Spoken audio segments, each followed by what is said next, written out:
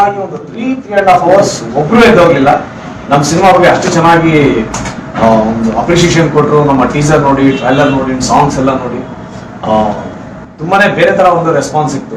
ಯಾಕಂದ್ರೆ ನಾವಿಲ್ಲಿ ಕುಳಿತುಕೊಂಡು ಕ್ಯಾಮ್ರಾ ಮುಂದೆ ಎಷ್ಟು ಬೇಕಾದ್ರೂ ಮಾತಾಡ್ಬೋದು, ಇದು ಒಂಥರ. ಬಟ್ ಇದು ಬಿಟ್ಟು ನಾವು ಎದುರುಗಡೆ ಹೋಗಿ ಮುಖತ ಮಾತಾಡ್ತೀವಲ್ಲ, ಅದು ಬೇರೆನೇ ಪ್ರೀತಿ ತಂದ್ಕೊಡುತ್ತೆ. ಇವತ್ತು ಸಹ ಬೆಳಗ್ಗೆ BGS ಕಾಲೇಜಲ್ಲಿ, BGS ಮೆಡಿಕಲ್ ಕಾಲೇಜ್ಗೆ ಹೋಗಿದ್ವಿ. ಅಲ್ಲೂ ಸಹ ಅಷ್ಟೇ ಅದ್ಭುತವಾದಂಥ ರೆಸ್ಪಾನ್ಸ್ ಸಿಕ್ಕಿದೆ. ಇನ್ನೇ ನವೆಂಬರ್ 12ನೇ ತಾರೀಕು ಸಿನಿಮಾ ನಿಮ್ಮ ಮಡ್ಲಿಗೆ ಆಗ್ತಾ ಇದೀವಿ. ಇನ್ಮೇಲೆ ಇದು ನಮ್ಮ ಮಗು ಎಷ್ಟೋ ಅಷ್ಟೇ ನಿಮ್ಮ ಮಗುನೂ ಹೌದು. ಇದನ್ನ ಪ್ರೀತಿಸಿ, ತುಂಬಾ ಪ್ರೀತಿಯಿಂದ ಬೆಳೆಸಿ ಅಂತ ಈ ಮುಖಾಂತರವಾಗಿ ಎಲ್ಲರೂ ನಾನು ಹೇಳೋದಕ್ಕೆ ಇಷ್ಟಪಡ್ತೀನಿ. ಬರೀ ಕರ್ನಾಟಕದಲ್ಲಿ ಅಷ್ಟೇ ಅಲ್ಲ, ಹೊರ ರಾಜ್ಯಗಳಲ್ಲೂ ಸಹ ಸಿನಿಮಾ ರಿಲೀಸ್ ಆಗ್ತದೆ, ಹೊರ ದೇಶಗಳಲ್ಲೂ ಸಹ ಒಂದು ಕನ್ನಡ ಸಿನಿಮಾ ರಿಲೀಸ್ ಆಗ್ತದೆ. ಆ ಪ್ರೀತಿ, ಕನ್ನಡದ ಸಿನಿಮಾಗಳ ಪ್ರೀತಿ ಸಹ ಇರಲಿ ಅಂತ ಹೇಳೋದಕ್ಕೆ ಇಷ್ಟಪಡ್ತೀನಿ. ಸರ್, ಯಾವ್ಯಾವ ಡಿಸ್ಟ್ರಿಕ್ಟ್ ಕವರ್ ಮಾಡಿದ್ವಿ ಸರ್ ಸದ್ಯ? ಸರ್, ಡಿಸ್ಟ್ರಿಕ್ಟ್ ಅಂದ್ರೆ ಈಗ ಎಂಟೈರ್ ಕರ್ನಾಟಕ ಎಲ್ಲಾ ಜಿಲ್ಲೆಗೆ ಹೋಗ್ಬೇಕಂತ ಅನ್ಕೊಂಡಿದ್ವಿ.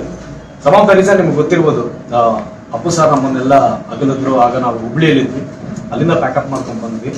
ಅದಾದ್ಮೇಲೆ ಹಾಸನ್ನು, ಚಿಕ್ಕಮಗಳೂರು ಈ ಕಡೆ ಸ್ವಲ್ಪ ಕವರ್ ಮಾಡಿದ್ವಿ. ಮತ್ತೆ ಉತ್ತರ ಕರ್ನಾಟಕ ಸಾಧ್ಯ ಆದಷ್ಟು ಕವರ್ ಮಾಡಿದ್ದೀವಿ.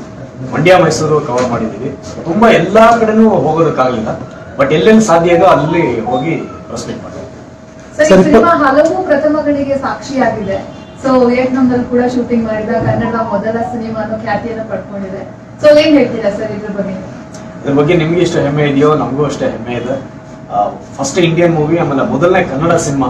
ನೆಕ್ಸ್ಟ್ ಯಾರಾದ್ರೂ ಏನೇ ಸಿನಿಮಾ ಮಾಡಿದ್ರು, ಮೊದಲು ಯಾವ ಸಿನಿಮಾ ಇಲ್ಲಿ ಶೂಟಿಂಗ್ ಆಗಿದ್ರೆ ಒಂದು ಕನ್ನಡದ ಸಿನಿಮಾ ಅನ್ನೋದು ಯಾವತ್ತೂ ಅದು ನೆನಪಲ್ಲಿರುವಂಥದ್ದು. ಬಟ್ ಒಂದು ಡಿಫ್ರೆಂಟ್ ಆಗಿರುವಂತ ಅನುಭವ. ನಾವು ಅಲ್ಲಿ ವಿಯೆಟ್ನಾಮಲ್ಲಿ ಹೋಗಿ ಫಸ್ಟ್ ಕನ್ನಡ ಸಿನಿಮಾ ಶೂಟ್ ಮಾಡಿದೀವಿ ಅನ್ನೋದ್ರ ಜೊತೆನಲ್ಲಿ ಯಾವ ತರ ಚಾಲೆಂಜಸ್ ಫೇಸ್ ಮಾಡಿದ್ವಿ ನಾವು ಅಂತ.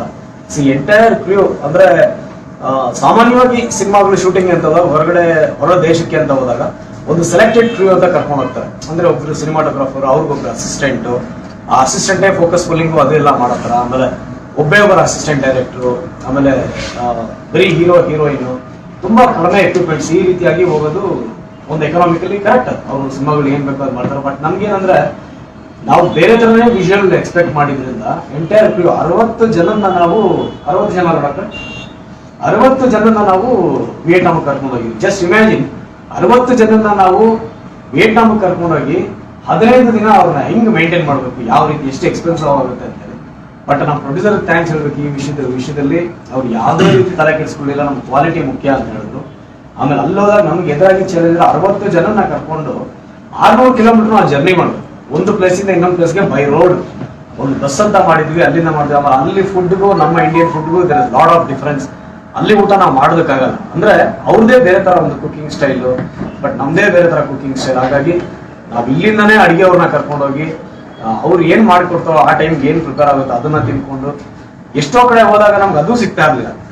ಬಿಕಾಸ್ ಏನಂದ್ರೆ ಈಗ 18 hours ಜರ್ನಿ ಮಾಡಿ ಮತ್ತೆ ಇಮಿಡಿಯೇಟ್ ಆಗಿ ಶೂಟಿಂಗ್ ಮಾಡಿ ವಾಪಸ್ ಹೋಗ್ಬೇಕಾಯ್ತು. ಬಿಕಾಸ್ ಅಲ್ಲಿ ಲೊಕೇಶನ್ ಪರ್ಮಿಷನ್ ಇರಲಿಲ್ಲ. ಅವತ್ತು ಬಿಟ್ರೆ ಅದನ್ನ ಮಾಡಲೇಬೇಕಾಗಿತ್ತು. ಹಾಗಾಗಿ ಎಷ್ಟೋ ಕಡೆ ಬರೀ ನಾವು ಟೀ ಕುಡ್ಕೊಂಡು, ಬಿಸ್ಕೆಟ್ ತಿನ್ಕೊಂಡು 10 hours 11 hours ಎಲ್ಲ ವರ್ಕ್ ಮಾಡಿದ್ವಿ.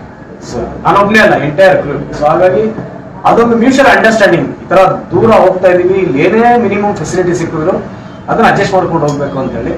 ಬಿಕಾಸ್ ಆಫ್ ದಟ್ ಆ ತರ ಲೊಕೇಶನ್ ನಮ್ಗೆ ಸಿಕ್ಕಿದ್ದು ಅದರ ವಿಜುವಲ್ ಕ್ವಾಲಿಟಿ ಬರೋದಕ್ಕೆ ಕಾರಣ. ಈ ಮಾಹಿತಿ ನಿಮಗೆ ಇಷ್ಟವಾಗಿದ್ರೆ ಲೈಕ್ ಮಾಡಿ, ಶೇರ್ ಮಾಡಿ. ಹಾಗೆ ನಮ್ಮ ಕೋಸ್ಟಲ್ ಕನ್ನಡ ಯೂಟ್ಯೂಬ್ ಚಾನಲ್ಗೆ ಸಬ್ಸ್ಕ್ರೈಬ್ ಮಾಡಿ. ನಮ್ಮ ಹೆಚ್ಚಿನ ಅಪ್ಡೇಟ್ಸ್ಗಳಿಗಾಗಿ ಕೋಸ್ಟಲ್ ನೆಟ್ವರ್ಕ್ ಇನ್ಸ್ಟಾಗ್ರಾಮ್ ಪೇಜ್ ಹಾಗೆ ಫೇಸ್ಬುಕ್ ಪೇಜ್ಗೆ ವಿಸಿಟ್ ಮಾಡಿ. ಧನ್ಯವಾದಗಳು.